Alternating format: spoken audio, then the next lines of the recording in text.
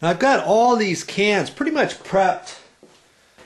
I've got my fittings on there, my little Romex connectors. But before I put those up, here, let me tell you what I've got in mind here. Okay, I know that I don't really want to spend any more time in that attic than I have to.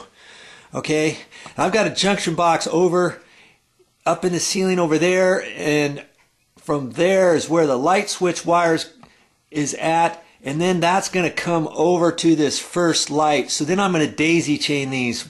I'm going to go one there, and then from there I'm going to loop over to the next one, over to the next one, over to the next one, and then from that end one, then I'm going to go and jump over to the kitchen light above the kitchen sink.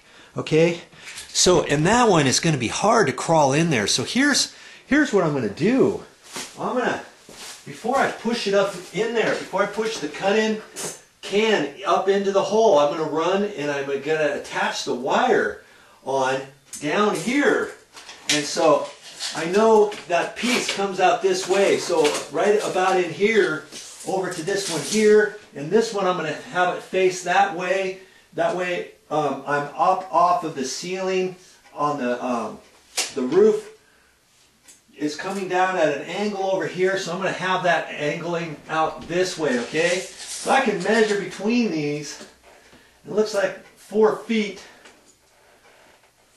And so I'm going to cut a piece of wire at least 5 feet, probably 5.5, 6 feet long. And I can attach it onto here, shove it up there, and kind of fish the wire over this way. I can grab it and connect it over there. Then I don't have to crawl back over to that, okay? So I'm going to double check this again, and I can just measure from center to center if I want, because if I measure over here, then I got to measure over to there. No matter what I do, it's about 4 feet, and then I've got 6-inch pigtail inside each one of those. That's 5 feet, and I'm going to allow for a little bit of extra. That's 6 feet, and I could even do it a little bit further depending where the joists are and how I want to route that over to here. But because it's so low over here, nobody's ever going to crawl over here or walk or whatever. So I can run I might just run the Romex right on top of a joist, or kind of sneak it down on the edge and then loop it over here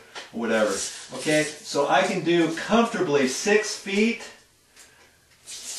and I might even make it just a hair longer.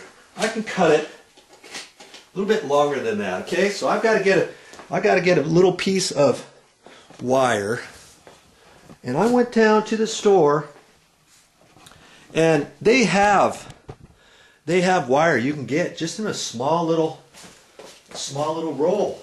This one here is a 25-foot roll. See there? And that's what I ended up getting.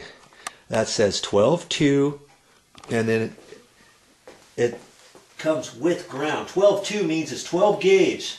Up here, 12-2, 25 feet. That means it's 12 gauge. There's 2 wires in there, black and white, but it comes with a ground, a separate ground wire. And it looks kind of like this piece here. This is an older one. You see? That's how it's going to look.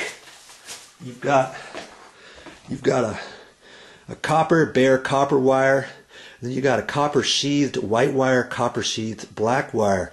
You see 12-2. Usually that means 12-2 with ground. Okay, so that's what I'm going to use. I got 25 feet. Now you can get that. I also had a roll that I just cut up, and I had a couple little pigtails left, and I got a 15-foot roll. If you only need a little bit.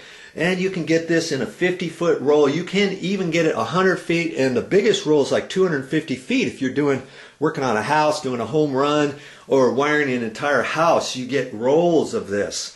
And they do that same thing with 14-gauge wire.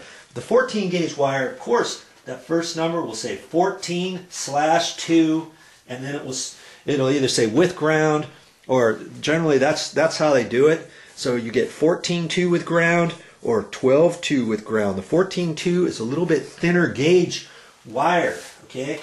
The reason why, if you've been watching my videos, I think I've already explained this, but The reason why I'm going with 12 gauge wire is because I looked, the existing lights had 12 gauge, and I looked at the electrical panel, and the electrical panel has a 20 amp breaker for this whole kitchen area, for these lights and plugs and stuff.